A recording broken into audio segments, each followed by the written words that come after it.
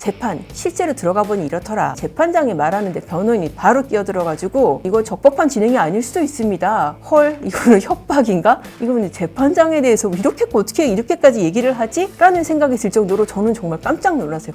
공천권자 앞에서 이거 포인트 쌌나? 위증교사 분리 병합. 많은 분들이 뭐라 그러냐면은 이거 그날 바로 결론 안 낼 거야. 웬걸 재판부가 초입에 들어서면서 바로 얘기를 했습니다. 안녕하세요. 저는 조선일보 양은경 법조 전문 기자입니다. 첫 이슈로는 여러분들 가장 관심이 많은 게 아마 이재명 민주당 대표의 재판이라고 생각이 들어요. 재판 실제로 들어가 보니 이렇더라. 그걸 좀 말씀을 드리고 싶어요. 이재명 대표 재판이 중앙지법에 일주일에 2번은 열립니다. 공직선거법 재판 이전부터 돌아가고 있었고 대장동 재판까지 지금 이제 시작이 돼서 돌아가고 있죠. 재판 열리는 날이면은 그야말로 장날이 됩니다. 법원 입구에 들어가는 법원 삼거리라고 있어요. 왼쪽은 법원, 오른쪽은 검찰청이 되는 그 삼거리가 있습니다.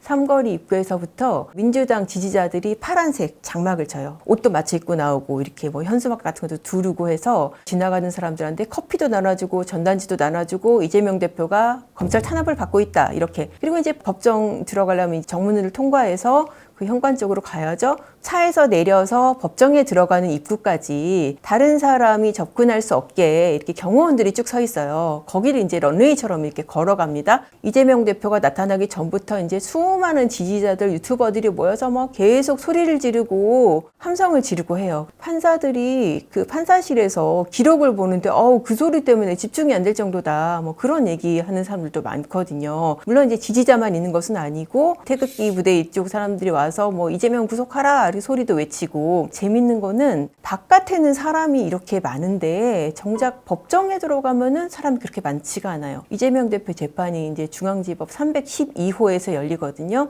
방청권이 원하는 사람은 그 추첨을 해서 받을 수가 있을 텐데, 그런데 반이 한 3분의 1도 안 차요. 거의 안 차고, 저 바깥에 있던 유튜버들 왜 들어와서 재판 안 보지? 약간 그런 생각이 들 정도로 안에는 좀 썰렁해요. 자, 이제 재판에 대해서 사전 설명을 좀 드렸고, 특징적인 점들을 하나씩 설명을 드릴게요. 이재명 대표의 재판은 정말 이의제기가 많습니다. 이해 있습니다. 사실 우리나라 법정에서 잘 안 하거든요. 미국 법정 드라마 많이 보신 분들이 착각을 해서 법정에서 이해 있습니다 하고 변호사가 재판 끊고 그런 장면 많은 줄 알았는데 거의 그렇지 않습니다. 왜냐하면은 대부분 다 서류 재판으로 진행이 되고, 재판 받아보신 분들은 아시겠지만 판사가 정말 신이에요. 나의 재산과 나의 인신 구속과 정말 내 운명을 결정할 수 있는 사람이거든요.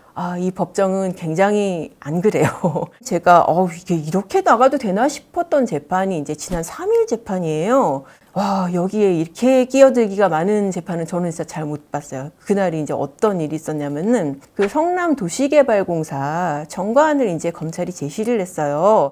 그러면서 자, 중요 사업은 이렇게 보시다시피 시장한테 보고를 합니다. 그러니까 이재명 대표가 성남시장일 때 이렇게 보고를 받았을 겁니다. 라고 하는데 여기서부터 바로 그냥 이의 있습니다가 들어가는 거예요.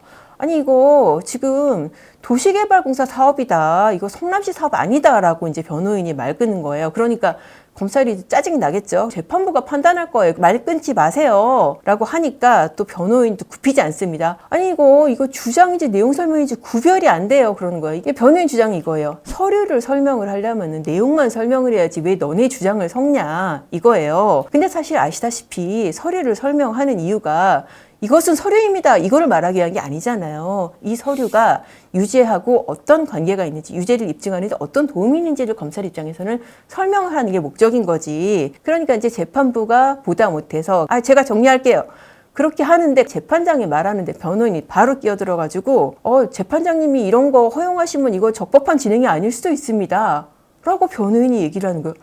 헐, 이거는 협박인가? 이거는 재판장에 대해서 어떻게 이렇게까지 얘기를 하지? 라는 생각이 들 정도로 저는 정말 깜짝 놀랐어요. 재판장도 아마 그런 생각이 들었을 거예요. 이분도 이거 저희가 판단할 부분이에요. 라고 하면서 지금까지 진행한 거는 검찰이 그렇게 문제 있게 진행을 안 했어요. 라고 그렇게 이제 정리를 하고 넘어갔었거든요. 앞서 말씀드린 대로 재판부가 궁극적으로 판단을 하잖아요. 이 사람에 대해서 유무죄를 판단을 하고 양형을 정하는데 이게 과연 이런 자진 이의 제기가 피고인, 그러니까 이재명 대표한테 도움이 될까? 이게 과연 정치의 장인지 법률의 장인지 법률회장이잖아요, 법정은. 그러면은 검찰이 증거를 제시하면은 그거를 신빙성을 탄핵을 하고 자기 주장을 펴서 이 유죄의 증거들을 뒤집는 그런 방식이 돼야 되는데, 계속 이렇게 끊고 이재기를 하는 게 피고인을 위한 게 아니라 변호인들 중에서도 사실 공천을 노리는 분들도 상당수 있다고 들었어요. 근데 지금 이재명 대표가 누굽니까? 공천권자잖아요. 구속영장도 기각됐으니까 그야말로 공천권자죠. 공천권자 앞에서 이거 포인트 쌌나? 약간 그런 생각이 조금. 그래서 이게 이의제기가 계속 있다 보니까 검찰이 여러분 이게 서증 조사를 하는데 이것은 칼입니다. 이렇게 끝나지 않잖아요. 이 칼을 설명을 하면은 이게 얼마나 날카로운지, 누구를 찔렀는지 이거를 설명해야 되지 않습니까? 라고 이렇게까지 이제 얘기를 하더라고요. 속성상 일방적으로 검찰이 가지고 가야 되는 이런 절차인데 잦은 이의제기, 이런 장면들이 있었습니다. 이 재판의 핵심 증인 중에 하나가 유동규 씨죠. 이재명 대표 재판에서도 이 사람이 이제 핵심 증인이 될 전망이고 실제로 이제 재판에 나왔습니다. 증인으로. 이날 재판은 이제 이재명 대표 측 증인이 아니라 정진상 씨 쪽에 증거인멸교사 부분이 있습니다. 그 부분의 증인으로 지금 나온 거예요. 참고로 오른쪽 편에 피고인하고 변호인이 앉아 있습니다. 그리고 증인석은 재판장 있는 판사석하고 마주보고 있거든요. 기본적으로 피고인과 증인이 마주보는 게 아니라 증인과 재판장이 마주보는. 그래서 이날 같은 경우에도 정면은 아니지만 어쨌든 이재명 대표 입장에서 사선으로 유동규를 마주하는 그런 구조가 만들어졌는데, 이재명 대표 쪽에서 우리 지금 재판 빠져도 되냐 그렇게 요청을 했었어요. 재판장이 허락을 안 했습니다. 같은 법정에 제정을 하게 됐는데 유동규 씨가 내가 묻고 가겠다, 검찰에서 진술을 했어요. 그 의미를 다시 물어봤습니다. 나 그때 죽으려고 했습니다. 이재명, 정진상 이런 사람들은 대장동하고 무관하다고 그렇게 얘기하고 당신 선에서 끊으려고 한 거냐? 맞다, 내가 혼자 떠안으려고 했다. 증인이 돌아가시면은 이재명, 정진상이 처벌이 안 됩니까? 중간이 잘리니까요. 그러니까 중간이 잘린다는 게 이게 보고 단계가 있잖아요. 그 중에서 유동규 씨는 비교적 상층부에 있으면서 이재명 시장과 좀 가까운 위치에 있죠. 그 위치에 있는 자기가 잘린다는 거예요. 내가 없으면은 더 심하게 했을 겁니다. 심하게 했다는 게 두 가지 중의적인 의미인데, 이 법정에서 저 사람들이 거짓말을 더 심하게 했을 것이다, 그런 의미일 수도 있고, 증인 위증교사라든지 회의 협박 이런 것도 심해질 수도 있다, 그런 의미일 수도 있어요.